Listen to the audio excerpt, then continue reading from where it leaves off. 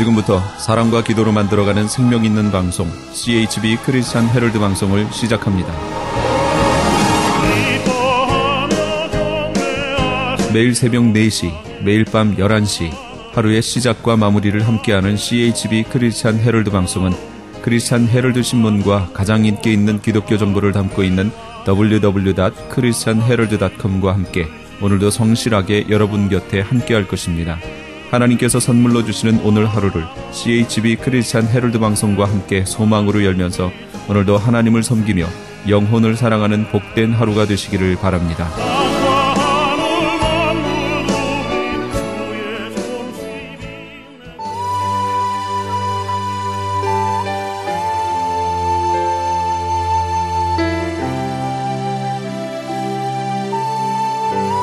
이 새벽을 주님과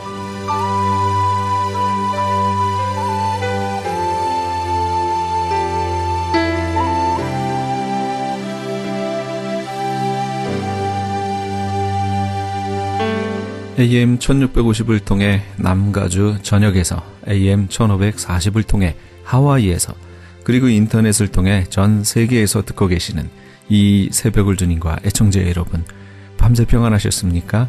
이 새벽을 주님과의 정영철 인사드립니다.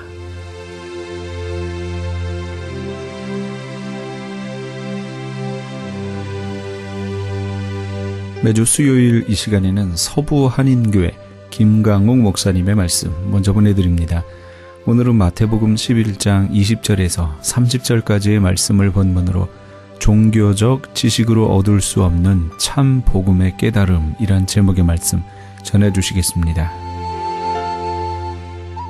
그리스도인이 된다는 것과 기독교를 종교로 갖는 종교인이 된다는 것, 그 두 가지의 차이점이 무엇일까요?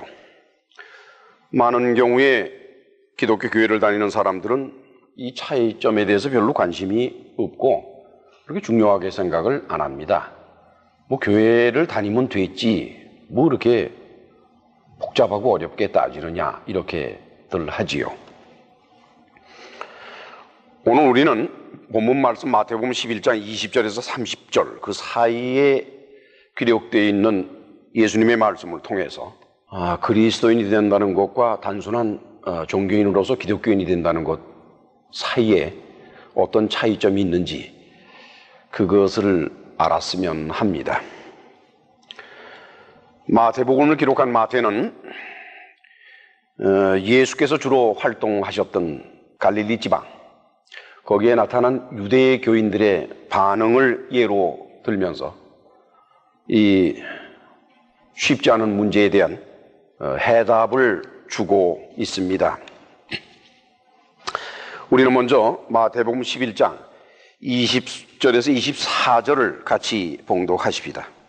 예수께서 권능을 가장 많이 베푸신 고울들이 회개하지 아니하므로 그 때에 책망하시되 화가 있을진저, 고라시나 화가 있을진저, 벳세다야 너희에게서 행한 모든 권능을 두로와 시돈에서 행하였다면 저희가 벌써 베옷을 입고 제에 앉아 회개하였으리라. 내가 너희에게 이르노니 심판날에 두로와 시돈이 너희보다 견디기 쉬우리라. 가버나움아 내가 하늘에까지 높아지겠느냐? 음부에까지 낮아지리라. 내게서 행한 모든 권능을 소돔에서 행하였다면 그 성이 오늘날까지 있었으리라. 내가 너희에게 이르노니 심판날에 소돔 땅이 너보다 견디기 쉬우리라 하시니라. 아멘. 예수께서 활동을 하실 때, 본격적인 활동은 예수께서 30세쯤 되셨을 때부터 시작된 것으로 복음서에는 기록이 되어 있죠. 그리고 유대 총독으로서는 이제 본디오 빌라도가 있고, 그 시절의 이스라엘의 모습은 다음과 같습니다. 서쪽으로 지중해가 있고, 그 다음에 지중해에서 동쪽으로 해서 그 팔레스타인 땅, 오늘날의 팔레스타인이나 이런 땅들이 쭉 있는데, 북쪽 지방, 이스라엘의 북쪽 지방에 해당되는 것이 바로 갈릴리 지방이 올시다. 갈릴리 바다를 중심으로 해서 그 서편은 갈릴리 지방이고 그 우편이 바산이지요. 가울리나스라고도 합니다만은. 그 다음에는 갈릴리 지방 아래쪽으로 남쪽으로 붙어서 사마리아 지방이 붙어 있고, 그리고 사마리아 지방에서 다시 남쪽으로 유다 지방이 붙어 있습니다. 그리고 유다 지방 남쪽은 이두메, 그 헤롯 왕의 고향이지요. 그 이두메 지역이 붙어 있습니다. 이 가운데서 유대교라는 종교, 유대교를 종교로 갖는, 대부분 이 사람들이 유대교를 종교로 갖고 있으니까요. 근데 그 가운데에서 그 유대교에 있어서 율법적으로나 생활에서나 아주 격이 높고 조직이 잘 돼 있다라고 평가되고 있는 곳이 두 군데인데, 하나는 유다 지방의 예루살렘을 중심으로 한 그 지역 일대입니다.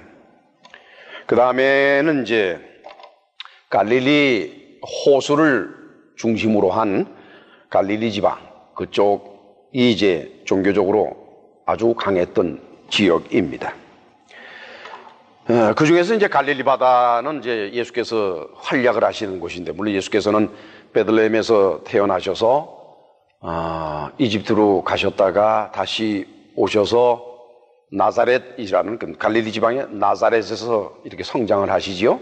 그러고 난 다음에는 이제 30세 이상 되셔서 복음을 전파하시는 때에는 가버나움이 활약의 중심지가 되는데, 가버나움 바로 갈릴리 바다의 북쪽에 있는 항구 도시올시다. 그 가버나움의 북서쪽으로 고라신이라는 고을이 있고, 가버나움의 서쪽으로 역시 마찬가지로 갈릴리 바다에 그 호수가에 있는 그 베세다라는 곳이 있지요. 오늘 본문의 말씀에서는 바로 그 가버나움과 고라신과 베세다 이 세 지역이 그 예로 나타나 있습니다. 이 가버나움, 베세다, 고라신은 갈릴리 지역 북쪽 지방에서는 그 유대교로 단단하게 무장되어 있다라고 보는 지역입니다. 근데 그 지역의 사람들이 예수님의 말씀을 깨닫지를 못하는 데 문제가 있는 것입니다. 이것을 마태는 오늘 11장 20절에서 예수께서 권능을 가장 많이 베푸신 곳이라 그랬어요. 권능이라고 번역된 헬라어 두나메이스, 일반적으로 두나미스, 그러면 이제 뭐 힘이나 능력이나 파워를 의미하는데, 그래서 일반적으로 두나미스 그러면은 기적으로 이제 해석을 하거나 기적을 행하는 쪽으로 이렇게 바라보려고 하는 게 많습니다만은, 이 두나메이스라고 하는 것은 하나님의 능력은 기적으로만 나타나는 것이 아닙니다. 기적으로 나타나는 것은 오히려 작은 부분이지요. 하나님의 능력은 말씀으로 나타납니다. 그러니까 예수께서 말씀, 설교, 말씀과 또한 기적, 이적 그 두 가지로서 능력을 가장 많이 베푸신 곳이 바로 가버나움이요 베세다요 고라신이다, 이렇게 마태는 전하고 있지요. 근데 그 지역 사람들이 예수님의 그러한 능력을 보면서도 회개하지 않았다 그래요. 회개하지 않았다. 이 회개에 관한 문제는 여러분들이 아주 상당히 조심스럽게 살펴봐야 되는 겁니다. 우리가 주일 오후 4시에 창세기의 1장에서 11장 사이에 기록되어 있는 소위 prehistoric 원역사에 관해서 요즘 공부를 하고 있는데, 거기서 이제 그 아담과 하와의 그 문제를 통해서 그 죄가 무엇인지를 우리는 이제 알게 될 것입니다. 아직 거기까지 못 들어갔어요. 죄가 무엇인지 알아야 그 다음에는 회개가 무엇인지가 나옵니다. 죄가 무엇인지를 모르면 회개를 못하죠. 그러니까 회개를 잘못하는 경우가 많은데, 그 회개는 또 뭐냐 이게. 회개는 헬라어로 회개라고, 우리말 회개라고 번역된 헬라어는 메타노에오라고 하는 단어입니다. 메타노에오. 메타노에오라고 단어는 아이고 잘못했습니다, 싹싹 빌고 그게 아니에요. 그게 아니라 to change one's mind or one's purpose예요. 사람이 자기의 마음을 바꾸든지 또는 자기의 인생의 목표를 바꾸는 것을 회개라 그래요. 그게 메타노에오라고 하는 헬라어의 뜻이에요. 다시 말하면 여러분들이 회개한다 그러면 뭐 눈물을 줄줄 흘리고 잘못했어요 어째서요 하는 그런 그런 그 회개, 그것을 회개로 보는 것이 아니라 그 헬라어의 본 뜻은 그것이 아니라 자기가 걸어가는 길을 바꾸는 거예요. 자기가 추구하는 방향을 바꿔버리는 거예요.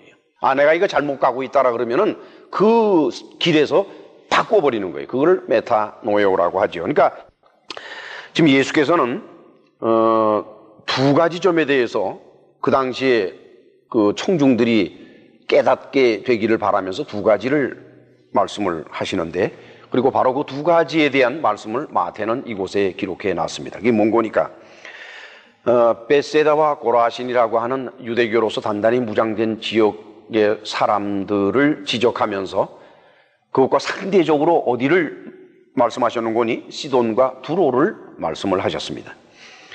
그러면 이것은 종교적인 비유가 돼요. 즉 유대교로 단단하게 무장된 자들아, 종교적으로 형편없고 우상을 섬기며 보잘것없는 그러한 이방지역, 그 이방지역인 두로와 시돈 사람들보다 너희가 뭐가 잘났느냐?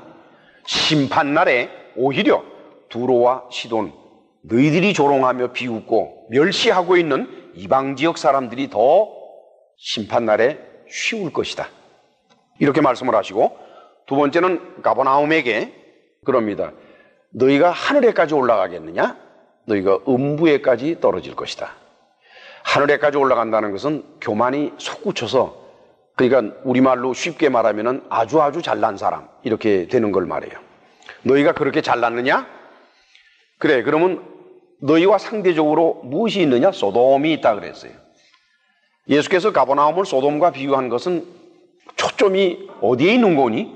윤리적인 삶에 있는 것입니다. 가버나움 사람들은 윤리적으로 굉장히 바르게 사는 사람들이고, 또 윤리도덕적으로 바르게 사는 것을 무척 자랑하는 사람들이며, 그래서 그게 자기들이 볼 때 대단한 거예요. 이방지역 사람들이 그렇게 형편없이 살아가는 모습보다는 저들이 얼마나 거룩하게 사느냐 하는 그 사람들에게, 그래, 너희가 멸시하는 소돔을 좀 볼까? 소돔이라는 곳은 아주 이성적으로 타락한 것이고 아주 타락한 곳으로서 창세기 기록이 되어 있죠. 소돔이 너희보다 낫다는 거예요. 윤리도덕적으로 대단히 잘난 너희들이 오히려 페류나 같은 소돔보다 못하다는 뜻으로 예수께서는 비유하시고 계신 겁니다. 이것은 예수님의 말씀이 옳시다. 다시 말씀드리면 마태는 예수님의 말씀을 인용해서 종교적으로 무장되고 윤리적으로 무장된 지역에서 예수 그리스도의 복음을 못 받아들인다는 거예요. 희한하죠, 여러분? 아, 사람이 예수를 믿으면 뭐 좀 달라져야지. 뭐 어떻게 달라지면 됩니까? 아니, 뭐 먹던 술도 안 먹고 하던 욕도 안 하고 말이야, 못된 짓도 안 하고 뭐 이렇게 좀 개선이 되고 발전이 되는 게 있어야지. 예수를 믿는다 그러면서 뭐 나아진 게 뭐 있나? 이것이 일반적으로 우리 교회를, 기독교 교회를 다니는 사람들이 생각하는 거예요. 그렇죠? 근데 오늘 예수님께서는 그와는 정반대되는 말씀을 하세요. 그러니까 이게 아주 아이러니컬해요. 여러분들, 우리가 복음서를 통해서 하나님의 아들 예수께서 하신 말씀을 액면 그대로 손대지 말고 채색하거나 변형시키지 말고 그냥 받아들이면요, 우리가 기독교 교회에서 종교 생활을 하면서 기독교인으로서 살아가는 그 삶의 모습이 예수님의 하신 말씀과는 엄청난 차이가 있을 뿐만 아니라 때에 따라서는 정반대되는 방향으로 흘러가고 있다는 것을 종종 발견하게 됩니다. 그것은 뭐예요? 우리를 굉장히 당황하게 해요. 굉장히 힘들게 해요. 어렵게 해요. 하나님의 아들 그리스도의 복음은 그 쉬운 게 아니에요. 그렇게들 쉽게들 이렇게 말들을 하고 쉽게 이렇게 적용하려고들 이렇게 말들을 하지요. 그런데 실질적으로 그분의 말씀을 조심스럽게 살펴보면은 이건 사람을 굉장히 당황하게 만드는 그런 힘이 있는 것입니다. 왜 그럴까요? 무엇 때문에 예수께서는 이런 비유를 하시면서, 여러분 생각을 해보세요. 유다 나라 사람들에게 너희가 소돔만 못하다 그러면 그게 얼마나 모욕적인 얘기입니까? 얼마나 모욕적인 얘기예요? 그러니까 이것에는 분명히 무슨 의미가 있는 거예요. 그러니까 너희 마음대로 살아라. 뭐 하고 싶은 짓 다 하고 멋대로 살아라. 예수께서 그 말씀을 하시는 걸까요? 아니올시다. 첫째, 종교적으로 무장된 사람들, 종교 생활에 있어서 아주 상당히 철저한 사람들, 법도를 정하고 기율을 정하고 규칙을 정해서 딱딱 지키면서 사는 사람들은 목적이 있어요. 목적이.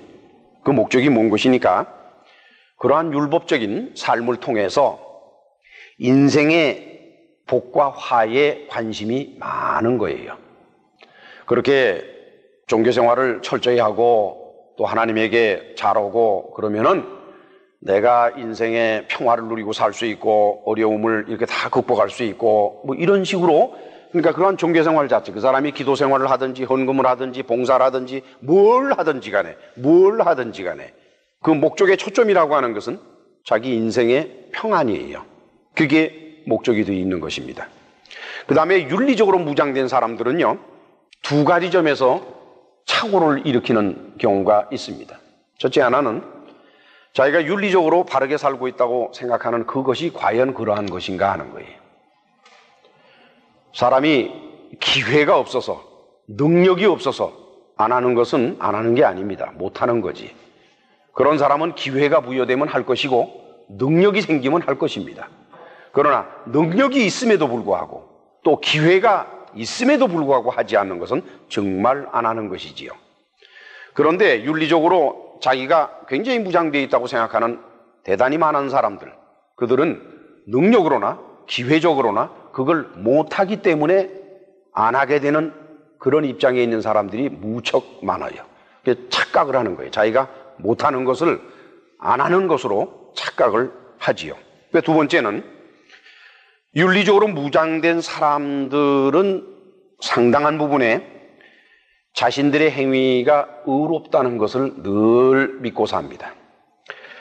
그래서 그처럼 자기 자신의 그 행위, 그리고 자기 자신의 마음, 자기 자신의 행동, 이런 게 모든 게 다 의롭다고 생각하는 사람은 죄사함이 필요 없는 사람이에요. 죄사함이 필요한 사람이 누구냐?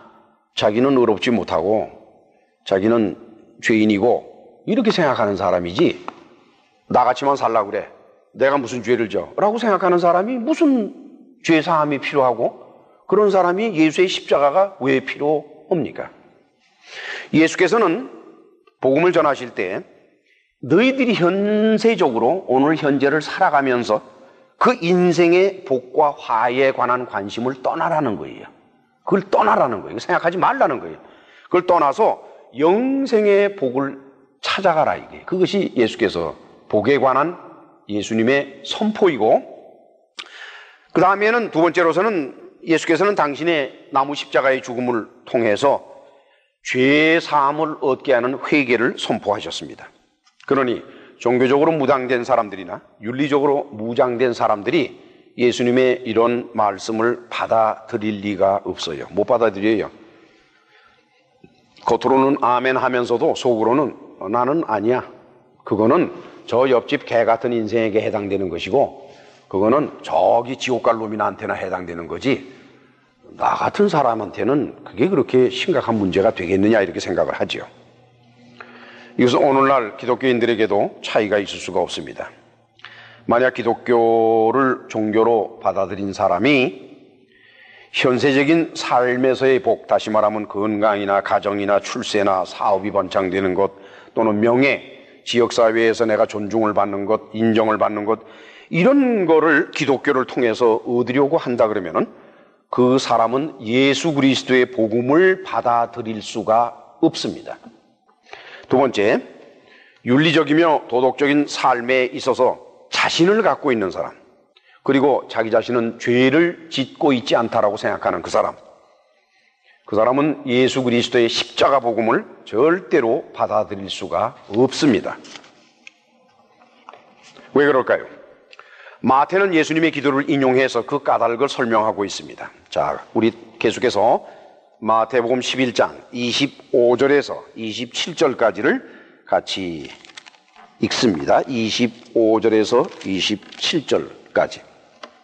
그때에 예수께서 대답하여 가라사대, 천지의 주제이신 아버지여, 이것을 지혜롭고 슬기 있는 자들에게는 숨기시고 어린아이들에게는 나타내심을 감사하나이다. 옳소이다. 이렇게 된 것이 아버지의 뜻이니이다. 내 아버지께서 모든 것을 내게 주셨으니 아버지 외에는 아들을 아는 자가 없고 아들과 또 아들의 소원대로 계시를 받는 자 외에는 아버지를 아는 자가 없느니라. 이 말씀도 아주 좀 사람을 힘들게 하는 말씀인데요. 첫째, 예수 그리스도의 복음은 하나님의 비밀입니다. 그건 열려진 비밀이라고도 그러는데 그건 들어서 알 수 있는 것이 아니에요. 예수 그리스도의 복음은 그렇게 쉽게 알 수 있도록 되어 있는 게 아닙니다. 왜서 그런 거니까 우리 그리스도인의 신앙이라고 하는 것은 굉장히 역설적이에요. 살기 위해서는 죽어야 되는 게 있고 높아지려 하는 자는 낮아져야 되는 것입니다. 가지려 하는 자는 버려야만 돼요. 이런 역설이 들어가 있어요. 역설이라고 하는 것은 그렇게 쉬운 게 아닙니다, 여러분. 인생을 역설적으로 살아간다는 것은 절대로 쉬운 것이 아니에요. 그래서 예수 그리스도의 복음은 하나님의 비밀이라 그래요. 근데 이 하나님의 비밀인 예수 그리스도의 복음은 어디에서 나와야 되는 거니? 하나님한테서만 나올 수밖에 없어요. 하나님께로부터 나와서 사람에게 그 복음이 전해지게 되는데 하나님께서는 스스로 지혜롭고 슬기 있다고 믿는 자들에게는 그걸 나타내지 않으신다는 게 예수님의 말씀이에요. 뭐라고 그러시는 거니? 그때 예수께서 대답하여 가라사대 천지의 주제이신 아버지여 이것을 지혜롭고 슬기 있는 자들에게는 숨기셨다 그랬어요. 어린아이들에게는 나타내심을 감사합니다. 여기서 지혜롭다라고 번역이 된 헬라어가 소포스예요. 소포스. 소피아 그러면 지혜죠. 소포스는 지혜롭다. 근데 이게 지혜롭다라는 게 영어로 번역을 해보면 wise, 그 다음에 learn, 공부하는 거, 그 다음에 profound 하는 게 profound, 신념이 있는 거예요. 사람이 공부하고 연구하고 배우면은 신념을 갖게 돼요. profound예요. 흔들리지 않는 신념, 그걸 지혜롭다 그러는 거예요. 지혜롭다 여기서 우리말 성경에 지혜롭다라고 번역이 된 소포스라고 하는 그 헬라어의 의미는 상당한 지식을 갖고 성경에 대한 지식이든지 한 상당한 지식을 갖고 profound한 거예요. 흔들리지 않는 어떤 그런 믿음을 가지고 있는 거예요. 그걸 말하는 것이고 슬기 있다고 하는 것은 수네토스래요. 수네토스라고 하는 헬라의 단어는 intelligent한 걸 말이에요. intelligent하다면 지성적이라고 그러죠. 학식 있고 교양이 있고 지성적인 그것을 말하는 것입니다. 예수께서는 그러시는 거예요. 너희가 율법을 배우고 율법에 대해서 또 그 율법을 배움을 통해서 스스로 신념을 가지고 어떤 믿음을 너희가 가지고 있고 그리고는 스스로 학식이 있고 교양이 있고 지성적이라고 생각하느냐? 그런 자에게는 하나님께서 당신의 비밀을 안 알려주신다는 거예요. 왜냐? 그런 사람에게는 비밀이 가도 안 받아들이니까. 맹원이 자기 것이 이미 있는데 뭘 또 더 받아들이겠어요? 이미 있는데. 이제 그 얘기를 말씀하시는 것이고 여기 어린아이에게 말씀하시는데 어린아이라고 번역된 헬라어 단어가 네피오스입니다. 네피오스라고 하는 어린아이이기도 하지만은 그 해석 중에 하나를 보면은 어린아이와 같은 like childish 이렇게요. 어린아이와 같은 어린아이라고 하는 것은 일반적으로 뭘 말하는 거니? 그 어린아이는 선입견이 없어요. 인생의 경험이 없고 배움이 부족하기 때문에 선입견을 갖질 않아요. 그래서 주는 그대로 받아들일 수 있는 마음밭을 가진 그 상태가 어린아이와 같은 상태입니다. 하나님의 비밀은 그런 자들에게만 열린다는 거예요.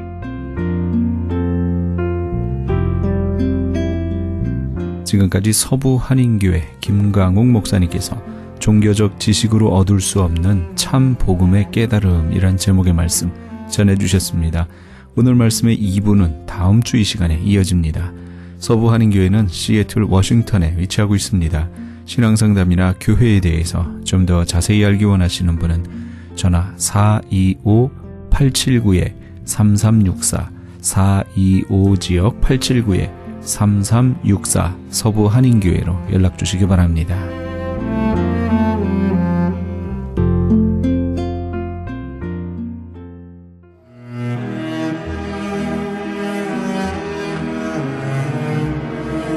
크리스천 헤럴드는 신문과 라디오는 물론 TV, 인터넷을 통해 예수님의 복음을 가장 멀리, 가장 많이 전하는 종합 미디어입니다.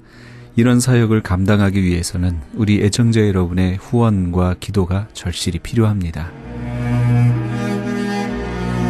예수님이 우리에게 맡겨주신 이 지상 사역에 함께 동참하시지 않으시겠습니까? 내가 너희에게 분부한 모든 것을 가르쳐 지키게 하라 말씀하신 우리 예수님의 지상 명령에 함께 동참하시기 원하시는 분은 전화 213-353-0777 213지역 353-0777번으로 전화 주시면 자세히 안내해 드리겠습니다.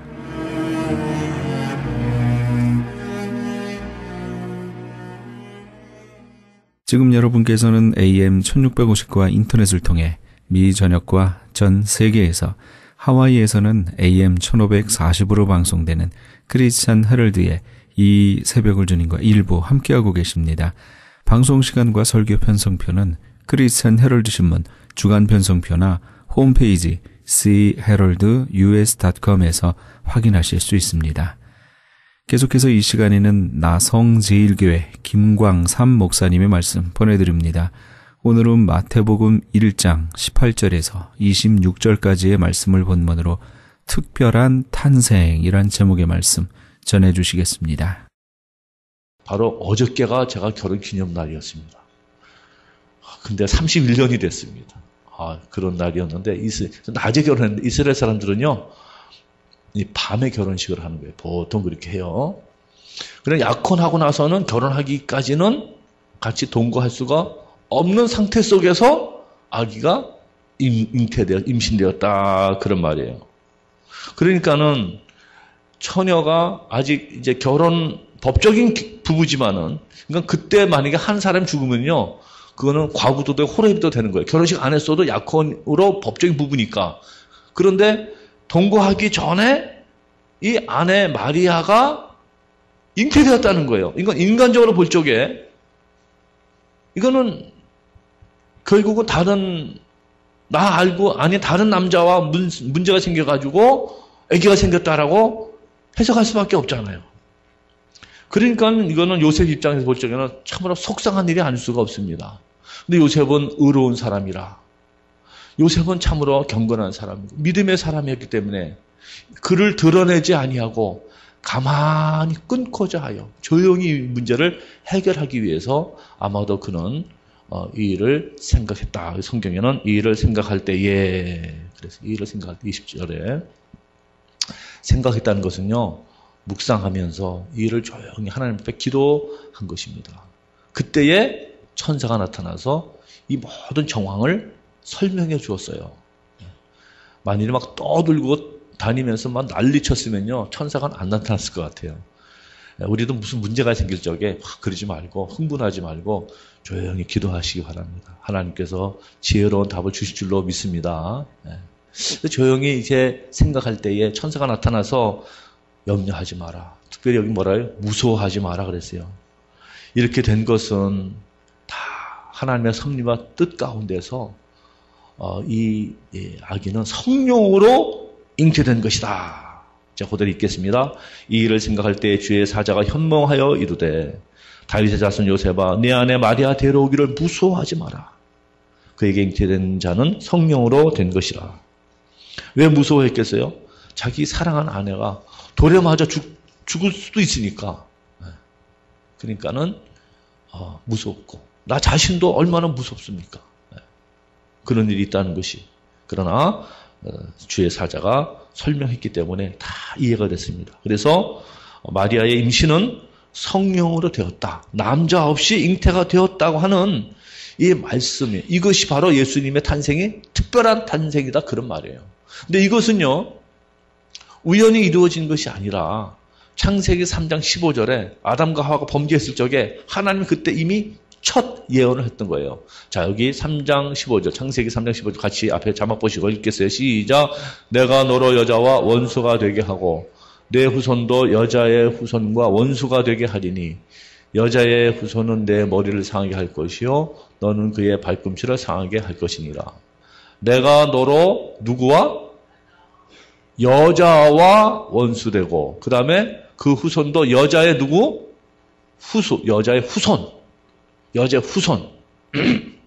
저는 김씨입니다. 왜 김씨냐? 우리 어머니는 박씨인데 우리 아버지가 김씨니까 제가 김씨가 된 거예요. 우리는 다 남자의 후손들이야. 남자 후손들. 아브라함이 이삭을 낳고 이삭이 야곱을 낳고 남자들이 아기 낳는 거지 여자가 아기 낳는 게 아니더라고요. 보니까. 아브라함이 이삭을 낳고 그랬잖아요. 남자의 씨들이라고 해요. 남자의 씨들. 여자는 밭이고. 근데 예수님은 남자의 후손이 아니라 여자의 후손이라는 거예요. 이게 왜 그러냐? 성령으로 잉태됐기 때문에 남자의 씨가 없는 거예요. 인간의 남자의 씨가 없는 거예요. 그래서 여자의 후손은 너와 원수가 된다는 것은 이제 사탄을 두고 하는 말이에요. 사탄과 원수가 되고 그 여자의 후손은 내 머리를 상하게 할 것이고 너는 그의 발꿈치를 상하게 할 것이다. 사탄이 예수님을 이제 못 박히게 되는 사건을 예언하고 있는 것입니다. 그래서 예수님은 사탄의 머리를 멸해서 사탄의 나라를 멸망시키는 거예요. 그리고요, 그게 처음에 예수님의 탄생에 대한 예언이 있는 것이 그 메시아 예언이죠. 그 다음에 이사야 7장 14절. 어떻게 외우냐면 27, 14 이렇게 외우면 돼요. 이사야 7장 14절에 뭐라고 되냐면은 그러므로 주께서 친히 징조를 너희에게 주실 것이라. 보라 처녀가 잉태하여 아들을 낳을 것이요 그 이름을 임마누엘이라 하리라. 이건 예수님 출생하시기 700년 전입니다. 700년 전에 이런 예언이 있었어요. 여기에 처녀가 잉태하여 아들 낳는다 할 적에 이 처녀라는 이 말은요. 파르데노스. 이건 사내를 모르는 순결한 벌진 처녀를 두고 하는 말이에요. 사내를 모르는 순결한 처녀에게 아기가 생겨서 성령으로 아기가 생기는 거죠. 그래서 보라 처녀가 잉태의 아들을 낳을 것이요 이름을 임마누엘이라 하리라. 그러니까 이거는 사람들이 우리는 믿습니다. 왜 어떻게 믿느냐? 성령으로 말미암아 믿어지긴 믿음을 선물로 받아서 맞아. 그래야지 예수님 우리를 이렇게 구원할 수 있는 메시아가 되는 거지. 그러면서 믿는데 일반적으로 볼 때는요. 말도 안 되는 얘기를 또 정신없이 하네. 그러면서 비과학적이다, 무슨 의학적이다, 이러면서 비판하고 믿지는 않습니다. 그러나 저와 여러분은 성령으로 잉태됐다는 성경의 말씀을 믿으시기를 바랍니다. 믿고 계신 줄로 믿습니다. 구봉서 장로님이요. 옛날에 처음에 이제 예수를 믿고 이제 은혜를 많이 받고 성경 공부를 하고 있는데 그때는 장로님은 되신 때인지 안 되신 때였는지 잘 모르겠는데 같이 성경 공부를 하는데 한 10명쯤 모여갖고 이렇게 아마 했을 거예요. 이렇게 둘러서 하는데 바로 이 본문이 바로 이 예수님의 성령을 잉태돼서 이제 아기를 태어나셨다 하는 이제 그 본문을 이제 한 청년 하나가 아마 거기도 연예인인지 모르겠어요. 한 청년이 그래요. 어떻게 처녀가 잉태합니까? 말도 안 되죠. 허무맹랑합니다. 나는 믿을 수가 없습니다. 그럼 또 목사님 설명을 해주면은 또 질문하는 거예요. 자꾸 질문하고 하니까요 진도가 안 나가는 거예요. 구봉수 장로님 옆에 가만히 앉아 있다가 이 사람아, 아니 지 남편도 믿는데 왜 네가 뭔데 안 믿고 지랄이야 그랬대. 못 믿으려면 이 요셉이 안 믿어야죠. 요셉이 속상하게 될 거 아니에요. 이게 어디서 이런 일이 있어요? 그럴 거 아니에요. 근데 요셉이 지 남편이 믿는데 네가 뭔데 그랬다는 거예요. 근데 참 우스운. 정말 못 믿으려면 요셉이 못 믿었어야 되는데 예수님의 탄생은 성령으로 잉태되신 탄생이다. 그래서 특별한 탄생이라는 거예요. 근데 왜 그렇게 성령으로 잉태되어야 되느냐 하는 이유는요. 결론적으로 말하면은요. 우리의 죄를 대속하기 위해서 그런 거예요. 여러분, 죄는요. 없어져라! 그러다 없어지는 게 아니에요. 내 죄는 죄 대가를 치러야 돼요. 나 대신에 누군가가 죽어야 되는데 나도 죄인, 너도 죄인, 다 죄인인데 죄인이 죄인을 대신해 죽을 수는 없잖아요. 우리는 태어나면서부터 원죄와 죄성을 갖고 있어서 어쩔 수 없이 죄인입니다. 다 죄인인데 예수님도 우리랑 똑같이 태어났으면 예수님도 아담의 후손이 되어서 죄성과 원죄가 있기 때문에 예수님도 죄인인데 뭘 우리를 대신해서 대속적 죽음을 죽을 수가 없는 거죠. 그렇기 때문에 예수님께서는 성령으로 잉태되어서 우리의 죄를 대속하기 위해서 죄 없는 인간으로 성육신하여 오셨다. 그래서 성령으로 잉태됐다는 하는 교리가 없이는요, 예수님은 우리의 메시아가 될 수가 없는 거예요. 이건 기독교의 중요한 교리가 되는 거예요. 그게 두 번째로요, 예수님은 성령으로 잉태되었을 뿐만 아니라 예수님은 왜 특별하신 분이냐 하면은 성령 안에서 삶을 사셨어요. 성령으로 잉태되고 성령 안에서 사셨는데, 지금부터 7가지 성경 구절을 제가 이제 보여드릴 테니까 앞에 잘 보시면서 같이 보시겠어요? 제가 읽어드릴게요.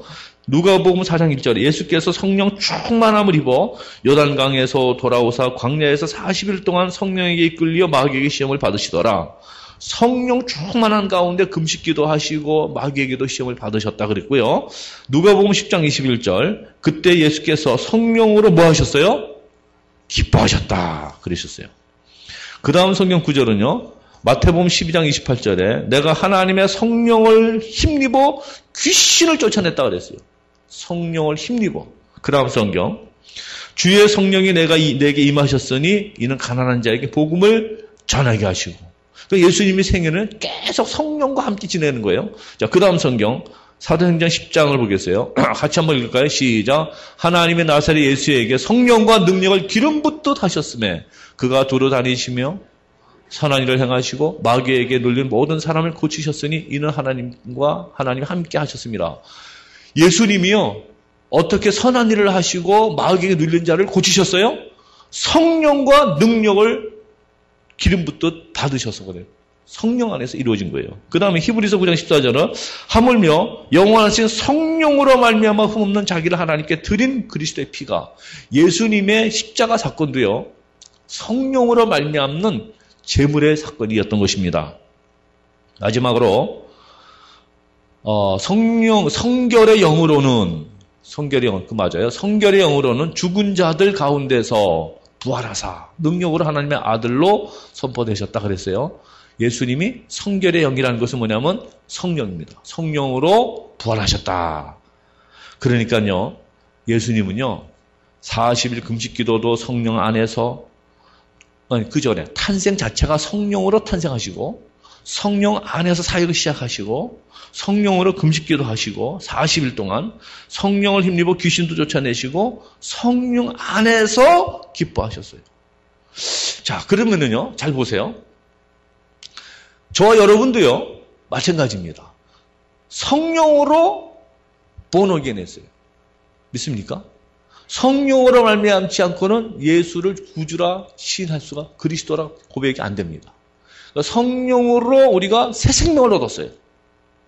그러니까 성령으로 다시 태어난 우리는 이제부터 우리의 삶은 성령 안에서 하루하루를 살아야 되는 거예요. 성령 안에서 기뻐하고 성령 안에서 기도하고 성령으로 봉사하고 성령으로 찬양하고 성령으로 믿음 생활하고 성령과 함께 성령 안에서 성령과 더불어 살아가야 예수님처럼 살아가는 것이고 그것이 우리 성도들의 삶이다, 그런 말이에요. 이해가 되십니까? 네. 그러니까 우리는 성령 안에서 살다가 성령으로 귀신도 쫓아내고 성령으로 모든 사역을 감당하다가 이 세상 마치는 날 우리도 인생의 마지막을 성령 안에서 인생을 마치고 하늘나라를 가고 또 예수님 오시는 날 우리는 성령 안에서 또 부활의 몸을 덧입게 되는 것이다, 그런 말이에요. 신앙생활 하시는데 아유 예수 믿으면 따분해, 재미가 없어, 난 재미가 예수 믿는데 재미가 하나도 없어. 그 말은요 우리 하나님을 모독하는 말이에요. 성령을 모욕하는 말이에요. 우리가 성령을 받고 성령 충만을 받고 그러면 성령 안에서 살고 성령의 능력 가운데 살면은요 그 인생이요 왜 열매가 없고 왜 기쁨이 없겠습니까? 로마서 14장 17절에 하나님의 나라는 성령 안에서 의와 평강과 희락이라 그랬어요. 성령 안에서는 세상이 주지 못하는 신령한 기쁨이 있는 거예요. 이 성령 관계없이 그냥 몸만 왔다리 갔다리 하니까요 예배 시간에도 졸고 봉사하는 것도 힘들고 신앙생활은 무거운 짐이 아니라 누림이라 그랬어요. 이걸 누리면서 기도하고 찬송하고 즐기면서 하나님의 영광 돌리고 예배를 누리고 예배를 즐기고 이것이 신앙생활이지. 여러분 예배가 지루합니까? 문제가 있는 거예요. 기도를 해도 기도가 하나님 앞에 금대접에 받쳐서 올라간다고 이렇게 생각하면서 기도를 하시라고요. 기도가 얼마나 좋은지 몰라요. 성경을 읽으면서 꿀맛 같은 생수와 같은, 지난주에 말씀드렸잖아요. 꿀맛 같고 그러면 성경을 매일 세서 일삼주 읽으시라고 부탁을 드렸는데 읽으셨습니까? 할렐루야. 읽으셨습니까? 할렐루야. 할렐루야. 말씀을 듣고요. 은혜 받고요. 읽으신 분들은요. 아주 훌륭하신 분들이에요. 아멘 하고 안 읽으신 분들은요. 지난주에 못 읽으신 거 또 3720일 계산하지 말고 오늘부터 석장 읽으세요. 오늘 5장. 오늘부터 읽으시라고. 오늘부터. 제가 어제 토요일 날도 말씀드렸는데 오늘부터 다시 읽으시고 성경 못 읽으시거나 안 읽으셨으면요. 아이고 성경 못 읽었네. 부담을 가지셔야 돼요. 자면서 아이고 못 읽었는데. 바짝 일어나서 5분 동안 읽고 주무시라고요. 뭐 그렇게 텔레비전 오래 보시면서 비디오도 오래 보시면서 왜 성경을 이렇게 안 보시는 거예요? 근데 모르겠는데요. 몰라도 읽으시는 거예요. 계속 읽는 거예요. 읽으면 읽는 가운데 맛없는 음식도 뭐예요? 계속 먹으면은 그 음식의 맛을 안다 그랬잖아요. 예? 스시집 가서 그 이프라기 얘기했잖아요. 무슨 월남국수 이프라기 얘기도 하고. 그 자꾸 먹으면 성경 자꾸 읽다 보면요. 이건 요게 은혜 받는 거예요. 은혜 받는 거예요. 여러분이 성경을 11월 달에까지 다 읽으셨으니까 푹 쉬었다가 1월 1일부터 또 시작하시려고 그러면 안 되는 거예요. 이제는 안 읽어도 되겠지. 그 이후에 또 계속 꾸준하게 읽으면서 그 다음 날, 그 다음 해에 또 한 9월이나 10월에 끝내도 그냥 일독한 거예요. 꼭 1월 1일서부터 계산 안 해도 1년 지나면서 일독하시면서 또 쭉 가면서 또 일독하시면서 꾸준하게 평생 나는 성경을 읽으면서 인생을 살다가 그 말씀 안에 은혜 받다가 천국을 가는 거 아니겠습니까? 할렐루야. 그래서 하세요.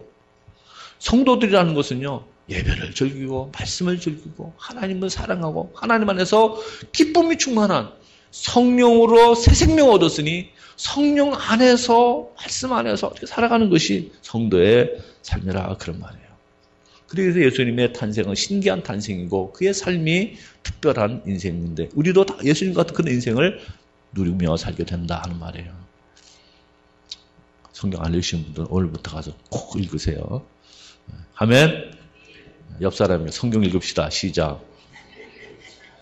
내년에는요. 오늘 다음 주는 여기 쌀이 쫙 20개 올라갈 거예요. 근데 20명이 이제 20명을 보고 하시면 20명이 안 되더라고요. 근데 혹시 또 그날 또 나타나서 또 나 읽었는데 그럴까봐 쌓아놓고 다 나오라 그럴 거예요. 그래서 하나씩 집어가게 할 건데 내년에는요. 200개 쌀이 탁 쌓여 있어갖고 200명에게 전부 다 딱 가져갈 수 있는 할렐루야. 애들까지 합쳐가지고 그랬으면 좋겠습니다. 내년에 쌀 어디에 쌓아놓지 이거 200개. 야 할렐루야.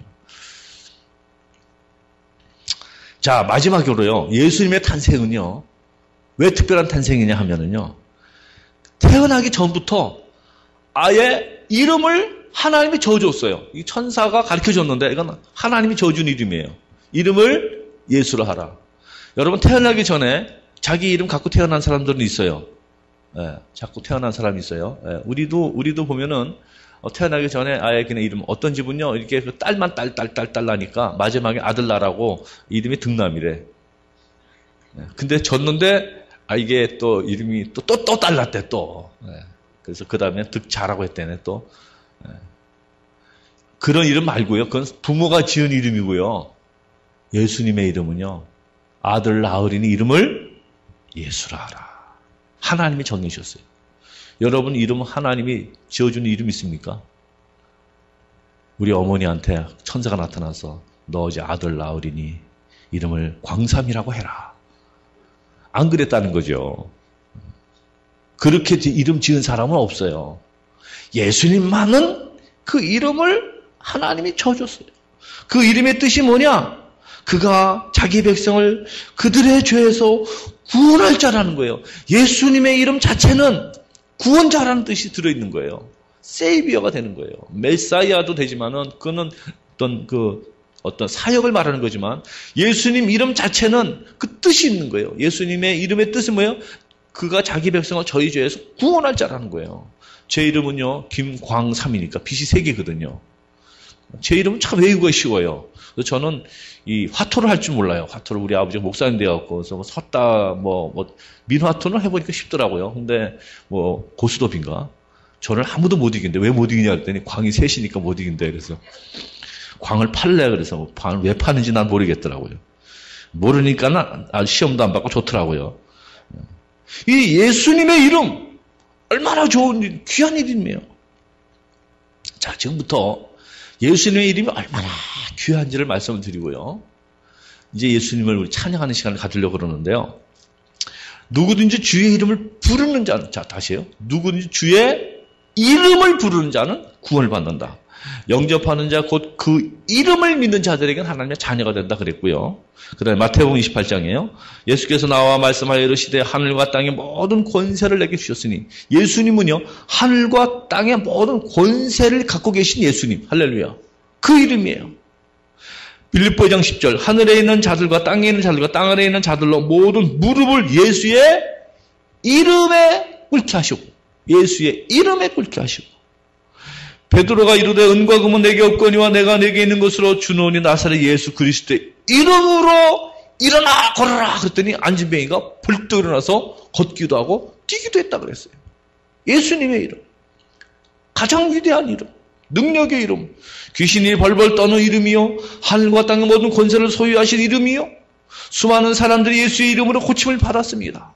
예수의 이름으로 안진뱅이가 일어섰고 소경이 눈을 떴고요, 귀머거리가 듣게 되었고요, 귀신이 떠나갔습니다. 벙어리가 입을 열었습니다.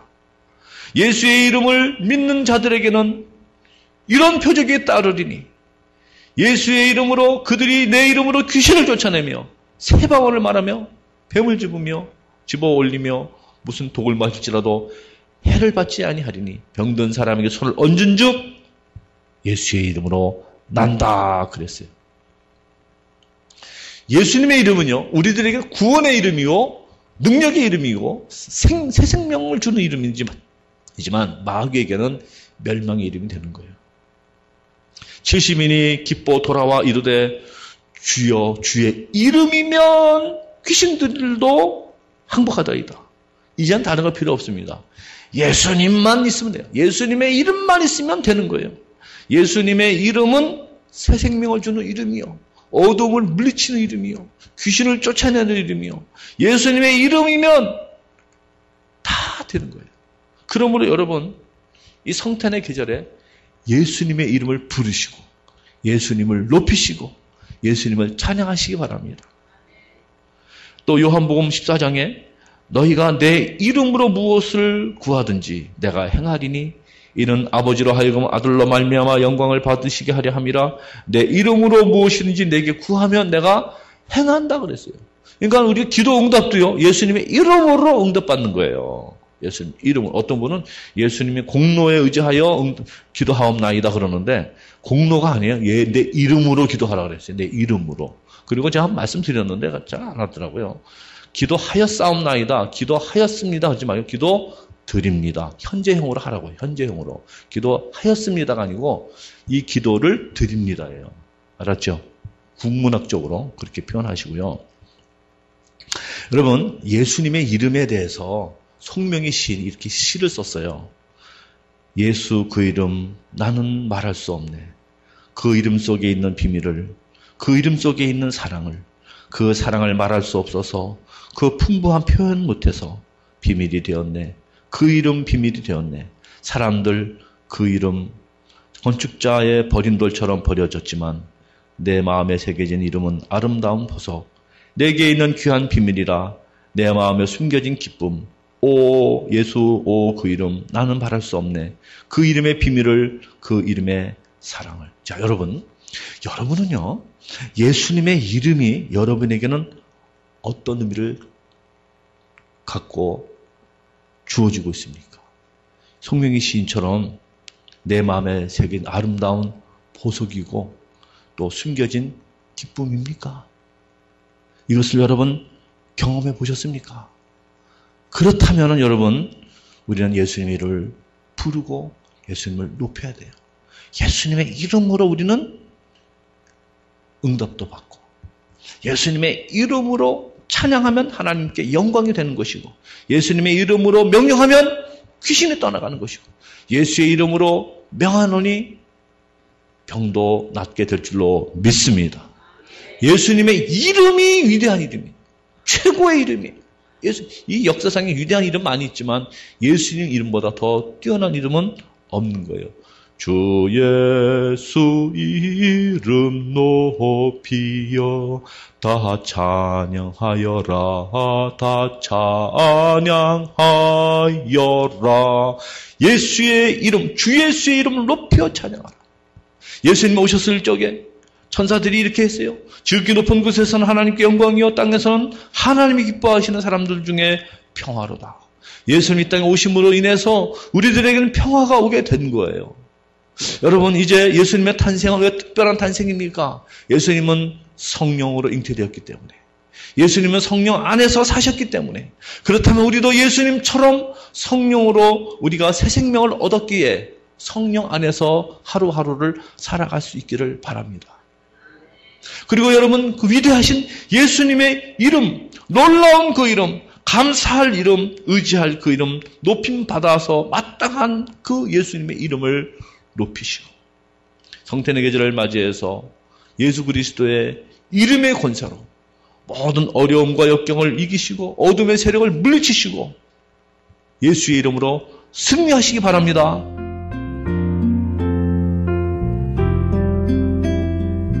지금까지 김광삼 목사님께서 특별한 탄생이란 제목의 말씀 전해주셨습니다. 나성제일교회는 이가와 호바트가 만나는 곳 213 사우스 호바트 블루버드 LA에 위치하고 있습니다.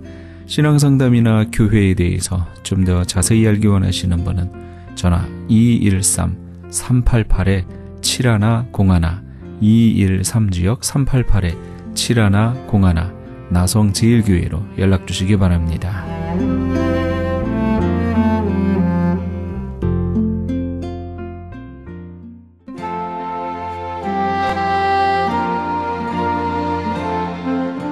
안녕하세요. 완도에서 온 김정두 목사입니다. 섬마을 무이탁 독거 어르신 섬김을 위한 사랑의 미역 나누기 운동에 적극 참여 바랍니다.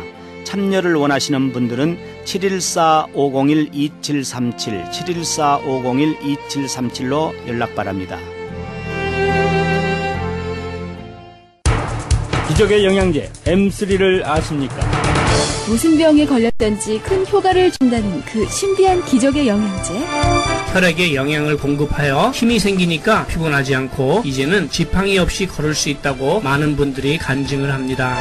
혈액 해독, 기력 회복, 뼈 골수 영양 공급, 심장, 뇌, 혈전 용해. 유태인 회사가 제조한 특수 영양제 M3. 혈액 순환을 잘 되게 하는 최고급 영양제 M3. 크던 작던 아픈 곳이 있다면 M3. 213-435-9600 213-435-9600번입니다. 정직한 마음으로 권해드립니다.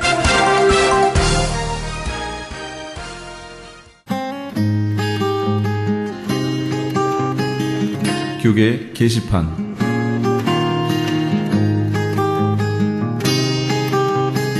글로리아 김 선교사가 대표로 있는 시온 복음 선교회에서 시온 복음 케어 오픈 기념 음악회를 엽니다. 그동안 본 선교회는 홈리스들을 위한 간이 숙소와 샤워 시설을 정비하여 새롭게 오픈, 함께 도우시는 모든 후원자분들께 감사하며 하나님께 감사 찬양을 올리고자 음악회를 열게 됐습니다.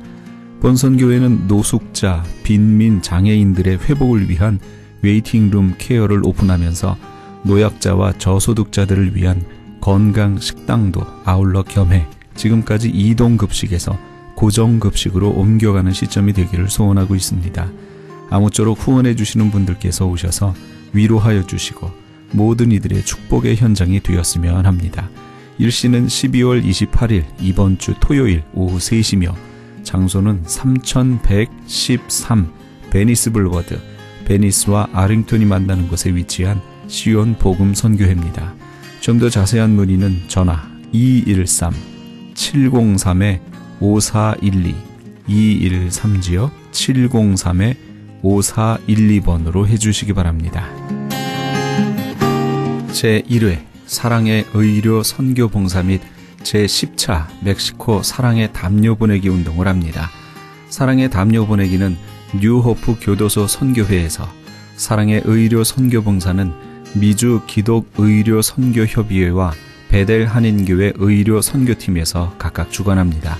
추운 겨울 한 사람의 선한 사마리아인이 되어 멕시코 교도소의 재수자들에게 사랑의 손길을 펼치는 이 귀한 사역에 동참하기 원하시는 분은 전화 213-675-7575 213-675-7575번이나 크리스찬 헤럴드 신문을 참조하시기 바랍니다. 남가주 기독교 교회 협의회에서 제5차 2013 사랑의 쌀 나누기 행사를 합니다. 연말연시를 맞아 소외되고 외로운 이웃들에게 사랑의 마음으로 정성을 담은 쌀을 한 포씩 나누면서 그리스도의 사랑을 실천하고 주님의 사랑을 나누기 위해 실시하는 사랑의 쌀 나누기 행사는 교계단체는 물론 LA 한인회, LA 상공회의소, 민주평통 LA, 한국문화유산재단, LA 한인간호사협회, LA 한인영화인협회 등 각종 한인단체와 기관들 모두 36개의 단체가 참여합니다. 본 행사는 12월 31일까지 사랑의 쌀 모금을 실시하며 모금된 기금으로 구입한 쌀은 12월 21일부터 12월 28일 오전 10시에서 오후 2시까지 LA 총영사관과 지정된 교회에서 배부하게 됩니다. 현재 후원금 접수는 남가주 교회협의회에서 하고 있으며 좀 더 자세한 문의는 전화 323-735-3000번 323-735-3000번으로 문의하시기 바랍니다. 교계 게시판에 대한 좀 더 자세한 사항은 크리스찬 헤럴드 신문 교계 소식란을 참조하시기 바랍니다.